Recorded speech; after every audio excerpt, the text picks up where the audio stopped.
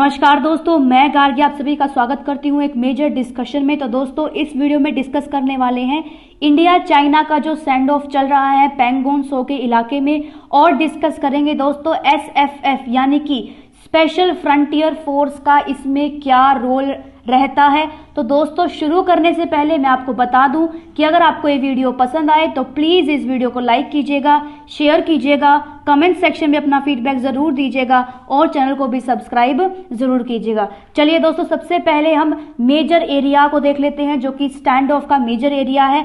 देखिए सबसे पहले तो आप एक पॉइंट जानिए कि 4-5 डिस्प्यूटेड एरियाज हैं जहां पे चाइनीज बार बार इंकर्शंस करते रहते हैं, जो कि हैं Daulat Beg, Oldi, Galwan river, Gogra post, finger region, Pangong का इलाका और देमचोक और लेह। ये जो है ये डिस्प्यूटेड एरियाज हैं जहां पर चाइनीज आर्मी बार बार इंकर्शंस करती रहती है और इंडियन आर्मी फिर उसका रिएक्ट करती है। दोस्तों फिलहाल हम डिस्कस करने वाले हैं फिंगर रीजन पैंगोंग के इलाके के बारे में। दोस्तों तो सबसे पहले आप ये जान लीजिए कि पैंगोंग एक लेक का नाम है जो कि 100 किलोमीटर लंबी लगभग उसका जो एरिया है वो फैली हुई है, जिसमें से इंडिया का जो शेयर है वो है 30 से 40% और लगभग 60 से 70% जो है वो चाइना के अंदर आती है दोस्तों। और इस लेक के नॉर्थ एरिया में इस तरह से फिंगर्स बनी हुई है। देखिए फिंगर 1, फिंगर 2, फिंगर 3, 4, 5, 6, 7, 8।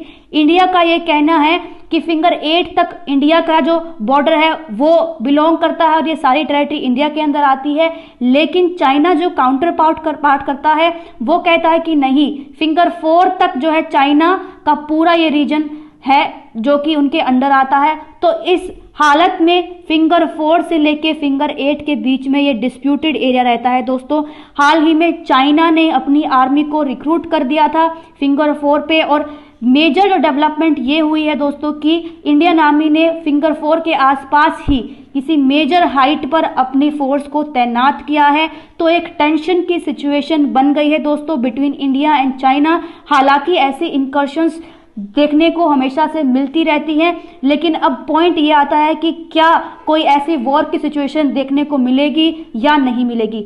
अब देखिए एक मेजर चीज जिसके बारे में हम डिस्कस करने वाले हैं कि कौन सी फोर्स यहां पर तैनात है इंडिया के द्वारा, तो उसका नाम आता है दोस्तों एसएफएफ यानी कि स्पेशल फ्रंटियर फोर्स। हम डिस्कस करने वाले हैं दोस्तों स्पेशल फ्रंटियर फोर्स के बारे में जो कि तैनात हैं मेजर हाइट्स में, जो इंडिया चाइना का बॉर्डर है उसके आसपास जो है ये फोर्स तैनात की जाती हैं। इनको विकास बटालियन भी कहा जाता है दोस्तों। और ये लाइन ऑफ एक्चुअल कंट्रोल में जो कि चाइना और इंडिया के बीच में जो लाइन है उसको LAC माना गया है दोस्तों। और जो पाकिस्तान और इंडिया के बीच में जो लाइन है वो है LOC। तो आपको ये ध्यान रखना है कि LOC जो है वो पाकिस्तान को डिनोट करती है यानी कि लाइन ऑफ कंट्रोल, और लाइन ऑफ एक्चुअल कंट्रोल जो है वो इंडिया और चाइना के बॉर्डर्स को डिनोट करती है। तो ये जो आर्मी है ये तैनात है दोस्तों लाइन ऑफ एक्चुअल कंट्रोल के मेजर हाइट्स पर। ये जो आर्मी बनी थी दोस्तों ये बनी थी 14 नवंबर 1962। 1962 एक बहुत मेजर टाइमलाइन है क्योंकि इस टाइम पर इंडो चाइना का जो कॉन्फ्लिक्ट है वो शुरू हो गया था दोस्तों, और इसी के मद्देनजर रखते हुए जो उस टाइम के प्राइम मिनिस्टर थे जवाहरलाल नेहरू, उन्होंने इस आर्मी को फॉर्म किया था। और ये आर्मी जो थी, ये जो फोर्स थी, इसको फॉर्म किया गया with the advice of IB chief. IB chief कौन थे? भोला नाथ मुलिक की एडवाइस से जवाहरलाल नेहरू ने फॉर्मेशन की स्पेशल फ्रंटियर फोर्स को। IB यानी कि इन्वेस्टिगेशन ब्यूरो, उनके चीफ ने सजेस्ट किया और इनका गोल था दोस्तों to conduct covert operations behind Chinese line in the event of another Sino Indian war. यानी कि ये ऑपरेशंस कंडक्ट करवाती हैं और जो भी मेजरली ऑपरेशन साइनो इंडिया यानी कि चाइना और इंडिया के बॉर्डर्स के बीच में रहते हैं, that all goes to SFF special frontier force. देखिए और क्या है इसमें, कौन कौन रिक्रूट होता है, चलिए उसके बारे में भी बात कर लेते हैं। देखिए जो रिक्रूटमेंट होती है वो तिब्बतन्स और गुरखाज के बारे में। देखिए गुरखा एक बहुत फियरलेस और काबिल सोल्जर माने जाते हैं दोस्तों। जनरल मानेकशॉ भी गुरखास को फियरलेस और कहते थे कि अगर जो मौत से ना डरे वो गुरखा है। इस तरह की कमेंट्री गुरखाओं के बारे में देखने को मिलती है दोस्तों। जो एसएफएफ की फोर्सेस हैं उनको हेड किया गया था मेजर जनरल सुजन सिंह उबन के द्वारा। ये जो थे बहुत ही रेप्यूटेड ऑफिसर थे ब्रिटिश इंडिया में भी, यानी कि इंडिपेंडेंस से पहले भी और इंडिपेंडेंस के बाद इन्होंने पूरी जो बटालियन थी, पूरी जो एसएफएफ की फोर्स थी, उनको इन्होंने कमांड किया। और ये कमांडेड इनका एक बड़ी जो उपाधि है वो ये है कि दोस्तों ये कमांड कर चुके हैं 22 माउंटेन रेजिमेंट्स को, तो ये एक्सपीरियंस्ड भी थे, तो इनको फोर फ्रंट पे रखा गया दोस्तों।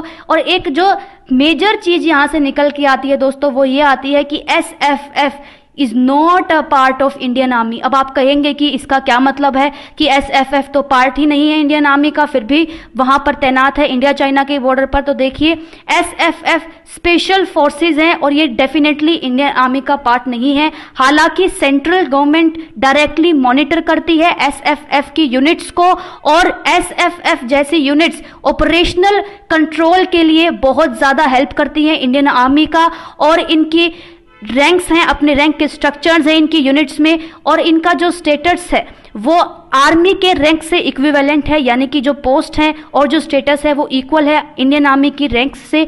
और हाईली ट्रेन्ड स्पेशल फोर्सेस हैं दोस्तों ये, जो किसी भी वैरायटी ऑफ टास्क को परफॉर्म कर सकती हैं। तो इस प्रकार की चीजें हमें जानने को मिलती हैं एसएफएफ के फोर्सेस के बारे में। तो दोस्तों अब डिस्कस करने वाले हम एक मेजर रोल के बारे में जो कि 1971 की लड़ाई में एसएसएफ के द्वारा दिया गया था। तो दोस्तों एसएफएफ ने ऑपरेट किया था कहां? चिटागोंग हिल ट्रैक्ट्स इन ईस्ट पाकिस्तान। क्यों किया था दोस्तों? ताकि वो न्यूट्रलाइज कर सके पाकिस्तान की आर्मी की पोजीशन को। उन्होंने इंडियन आर्मी को हेल्प किया ताकि वो आगे बढ़ सके, और इस ऑपरेशन का नाम रखा गया दोस्तों ऑपरेशन ईगल। आप चाहे तो मैं ऑपरेशन ईगल के ऊपर एक सेपरेट वीडियो ला सकती हूं। तो ऑपरेशन ईगल इस पूरे कंडक्ट का नाम रखा गया दोस्तों, जिसमें वो एयरलिफ्ट किए गए थे ऑपरेशनल एरियाज में और इनफिल्टर्ड किए गए थे आर्मी के एनिमी के बिहाइंड, ताकि वो डिस्ट्रॉय कर सके। किसको डिस्ट्रॉय कर सके? पाकिस्तान की लाइंस ऑफ कम्युनिकेशन को डिस्ट्रॉय कर सके। ये ऑपरेशन पूरा इस तरह से कंडक्ट करवाया गया था दोस्तों, जिसमें बहुत बड़ा मेजर रोल एसएफएफ की फोर्सेस का रहा था। इन्होंने एक और मेजर रोल प्ले किया था दोस्तों, वो कौन सा था? इन्होंने पाकिस्तान की आर्मी को जो भागने की कोशिश कर रही थी बांग्लादेश से बर्मा, प्रेजेंट डे बर्मा का नाम क्या है कमेंट सेक्शन में जरूर बताइएगा। तो जो भागने की कोशिश कर रही थी बांग्लादेश से बर्मा तक, उनको रोकने में इनका बहुत बड़ा हाथ था दोस्तों, जिसमें मोर देन 3000 एसएफएफ के जवान इंक्लूड थे उस ऑपरेशन में, जो कि ईस्टर्न थिएटर में 1971 की वॉर के तहत हुआ था। तो आप कह सकते हैं कि large number of personnels were recruited और बहुत ज्यादा आर्मी के जो ऑफिसर्स थे उनको अवार्ड भी मिला था दोस्तों उनकी ब्रेवरी के लिए। तो इस प्रकार से एसएफएफ का जो एक गौरवपूर्ण इतिहास है वो हमें 1971 की लड़ाई से देखने को मिलता है दोस्तों। उनके और भी मेजर रोल रहे हैं कुछ ऑपरेशंस में, कुछ कॉन्फ्लिक्ट्स में। वो कौन से हैं दोस्तों? देखिए ब्लू स्टार का जो ऑपरेशन हुआ था गोल्डन टेम्पल में, अगर आप चाहें कि ब्लू स्टार क्या था वो भी मैं आपको डिस्कस कर सकती हूँ। जो करगिल कॉन्फ्लिक्ट था उनमें इनका एक ऑपरेशनल स्ट्रेटेजी थी, वो भी बहुत काम में आई थी दोस्तों। और कोई भी इन काउंटर इंसर्जेंसी ऑपरेशन हो कंट्री में तो एसएफएफ की फोर्स को दोस्तों तैनात किया जाता है।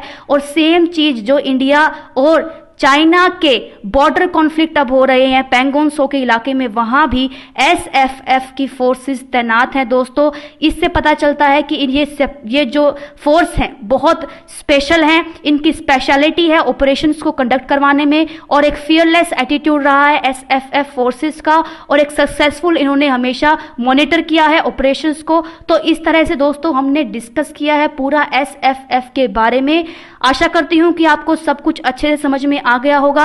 अभी के लिए इतना ही। मेरे साथ इस वीडियो में बने रहने के लिए आप सभी का बहुत बहुत धन्यवाद।